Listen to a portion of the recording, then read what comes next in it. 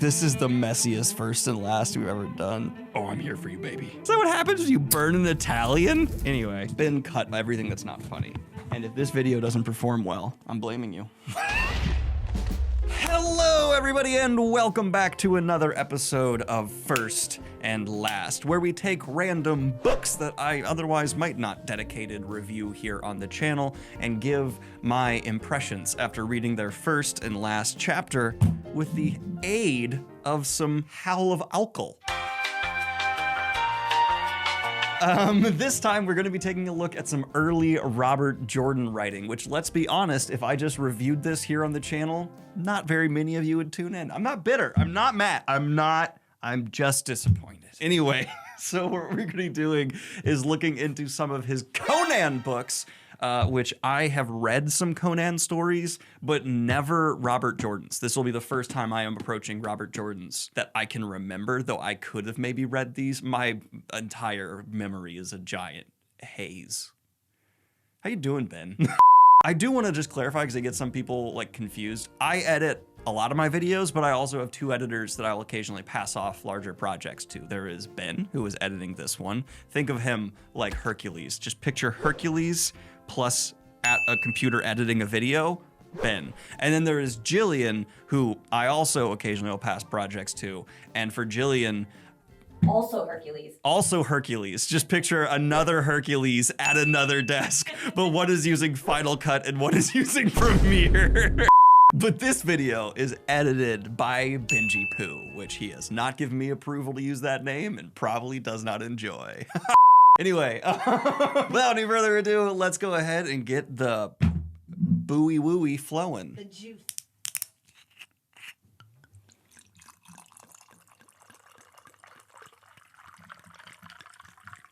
There you go. And I know there's someone out there who's just like, you know what my kink is? YouTubers pouring liquids into weird, funky mugs. And to that one guy, oh, I'm here for you, baby.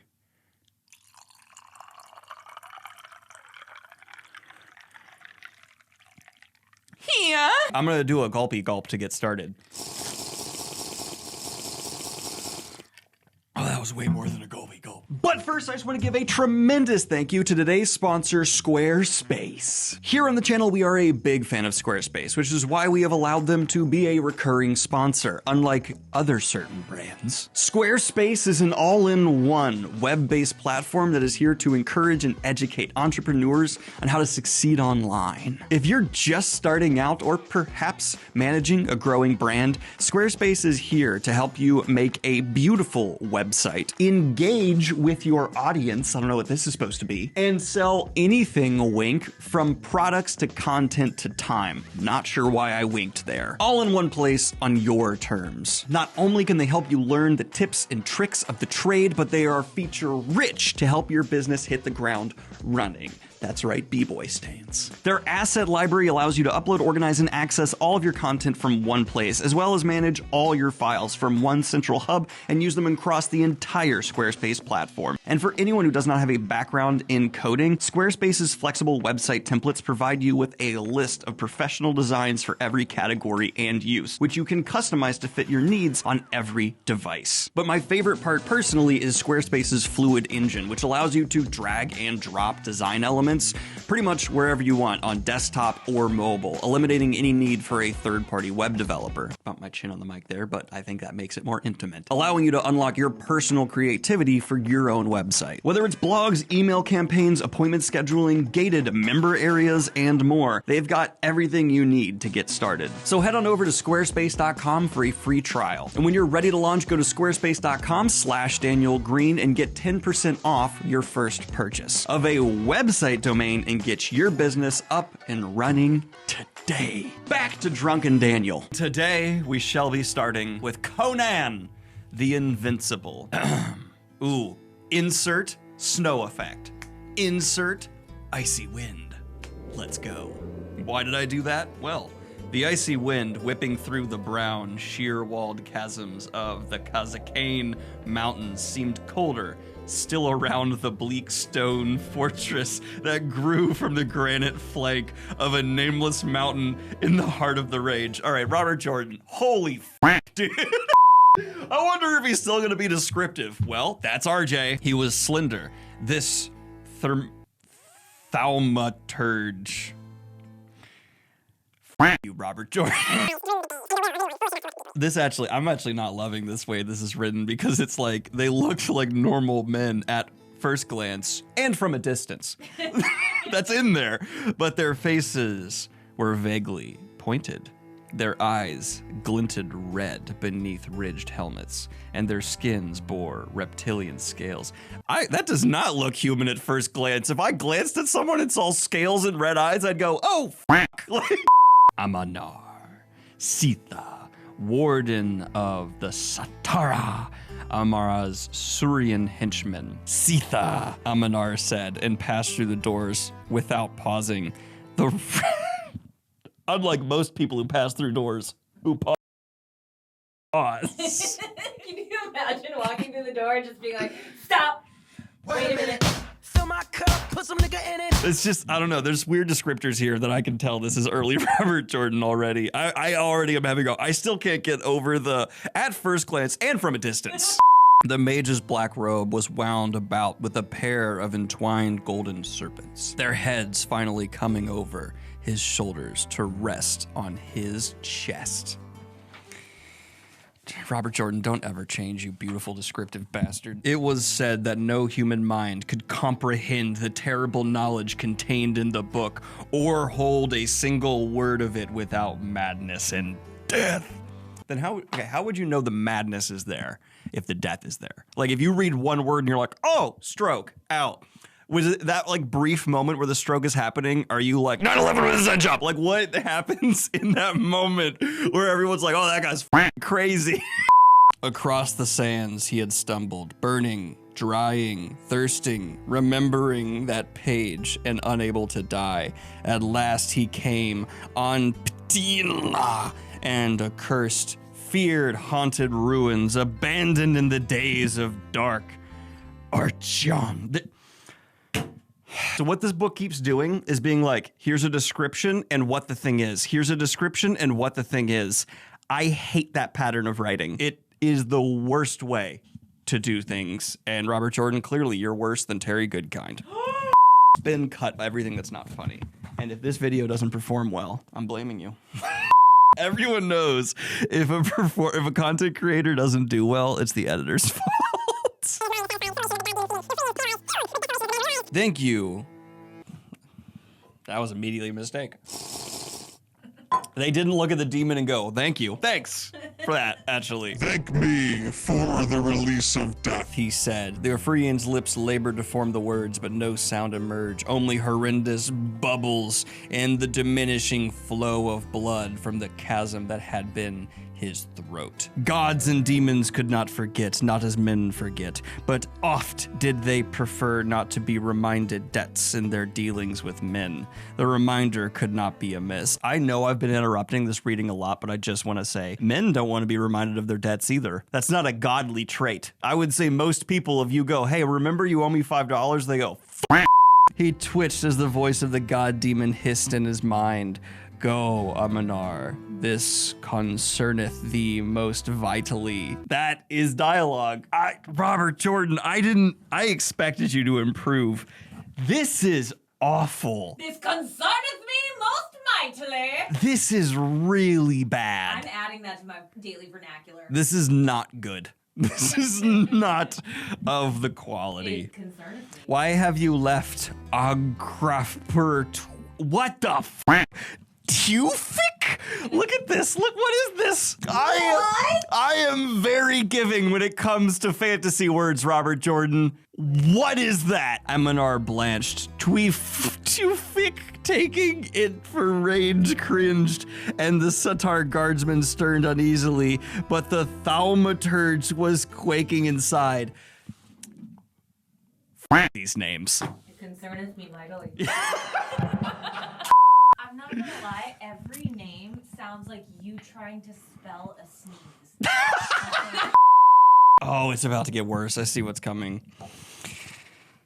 Why have you left Agferpur Tewfik, he snapped. The plump man put on a fawning smile and washed his hands in front of his chest. It was not my fault, master. Wait, let me say this as he wants it to be said. It was not my fault, master. I beg you to understand that. What happened to you, Rob? No, I guess I should just be impressed by how much better he got. God damn, RJ improved. He turned away. The guard's desire for fresh meat would dispose of what remained of Tewfik. If Aminar, I'm gonna do a sippy sip of water. He re-entered the sacrificial chamber to attend to the first of these. Okay. Let's go to the end of this book. Ben, I'm genuinely sorry that we get so drunk during these, and I want you to know that I respect your craft. I respect you as an individual. Okay, everyone. So look at what I made. I made a sippy. Why are you covered? So I wanted to show everyone this because we're having new merch coming out in March.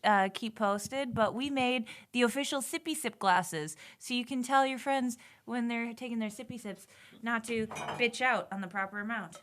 So. And here is my predictions time. I know there's going to be a necromancer.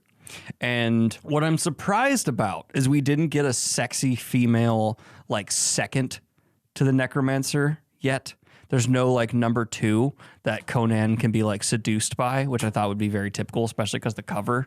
Like the Game of Thrones witch lady? Yeah, like someone on this who would be like, oh, she's going to seduce Conan and steal his muscular seed. I'm going to assume, though, that there is a seductress type female introduced. I also feel like he's going to have a doofy companion, a comic relief character who is going to die, and we're going to mourn him in the last chapter. But because the first chapter didn't follow the main protagonist, this is even harder than the Akhtar video thumbnail on screen, because, like, the Akhtar video, it was like, here's the main character. I didn't even get the main character here. No, Conan. I'm just gonna read the chapter that it is open to. Okay. Oh, this is the last chapter. Great.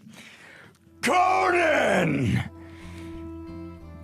Herindus shouted. The 3 men still lay chained to the walls of the cell beneath Amaranth's keep. What I think will happen in this chapter, because it's the last chapter, Conan's already defeated Amaranth. And those people who are chained up, Amaranthy's boys. Conan literally was so baller, he was like, I don't even gotta kill your underlings, I'm gonna chain them up, and that's why they're shouting Conan. They're like, Conan! Conan opened one eye. He's napping. That's how little he cares right now. He's napping in front of his prisoners. What a f***ing baller move. Sitha bared his fangs in a derisive laugh. With a roar, Conan attacked. I'm gonna skip a little bit. I'm gonna skip ahead. I'm gonna skip. If the signal were still needed, quickly the Cimmerian bound his way to the. Okay, he's gonna get to the sacrificial chamber. Can we all acknowledge that that's where this chunk is gonna go? This is the messiest first and last we've ever done. The pendant, Conan of Cimmeria, the Stygian said instantly. What? I'm f***ing trying so hard, Kayla. I need your support, not your questioning right now. Despair drove Amarnar's shriek up a pitch. Like that. And that scream too continued, a sibilant shriek in the mind, retching at the soul. The man's cry ended, and Conan looked up to find Aminar was gone, leaving but a few greasy ashes. Ew. The f*** is a greasy ash? Is that what happens when you burn an Italian? Anyway. The massive Cimmerian. We have to remember that Conan's f***ing huge, by the way. Ben, please censor all the curse words. Ran for the gate, his shimmering blade working its murderous havoc among the sitar, which dared face him. I love that during this, like, cataclysmic event, he's still just murking fools left and right so fast he can still make his escape. Conan's awesome. The ground shook like a mad thing as Conan fought to the gate.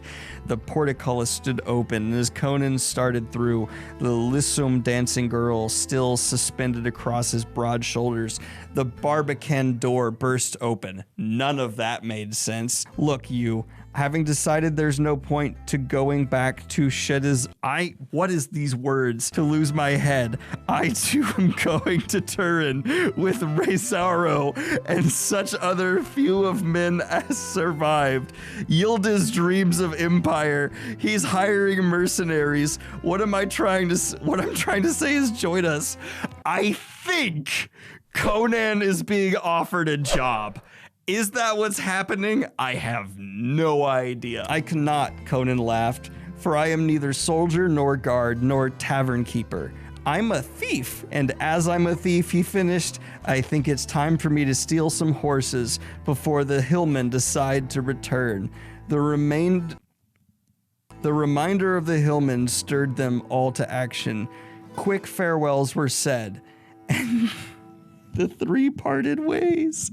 Unless I read the epilogue, that's the end of the book. I'm gonna read the last bit of the epilogue. Come back and buy me.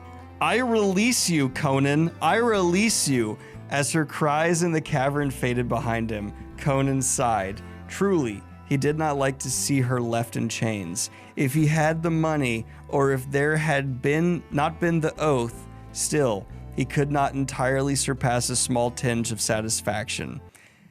I think he's leaving a woman in slavery. What the f***?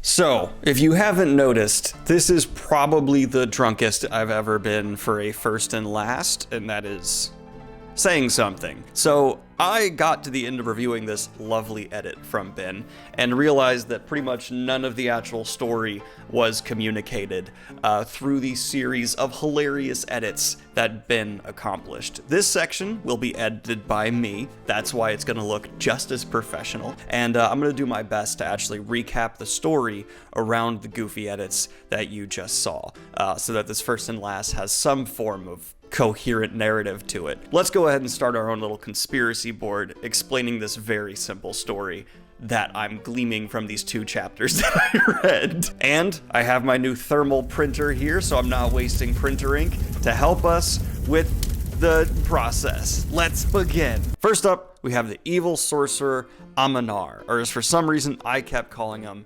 Amaranth, as seen here.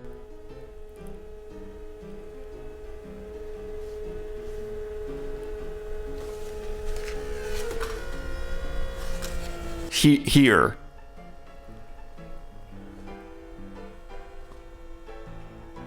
It's getting there. We got it.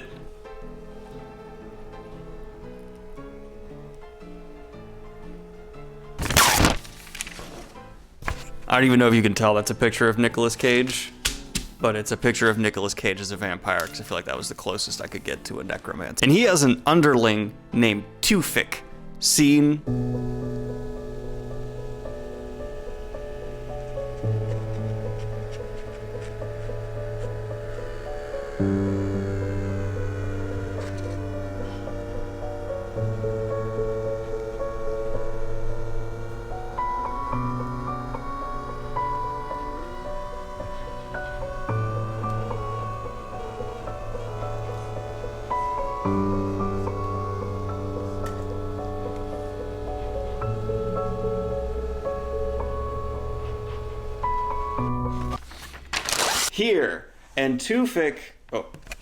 Here, and Tufik does try and assassinate at some point Amanar.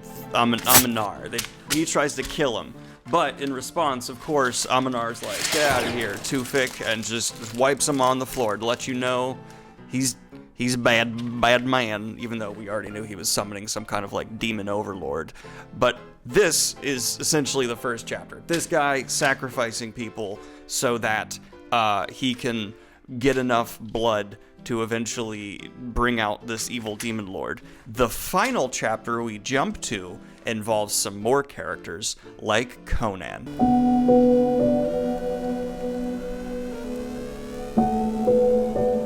It's done! Sexy Nicolas Cage, aka Conan, and where we pick up in the final chapter, wakes up in a cell, apparently taken prisoner by Amanar, so that he can complete his ceremony by sacrificing a love interest we did not meet in the first chapter. Maybe not a love interest because of how the story ends, but basically Conan is in a cell. I predicted, as you saw, that they would have already taken care of Amaranth from the beginning, and it would be like a cleanup chapter. That's wrong. Conan decided in the last chapter we are both going to take down the antagonist and have Conan escape from prison and do like a wrap it all on up. See, we're very busy. So we have this very busy final chapter. Now, note, there is a love interest that I mentioned that is being sacrificed, and I want to get that out here. Unfortunately, I couldn't find a female Nicolas Cage, so I found the closest thing that I could.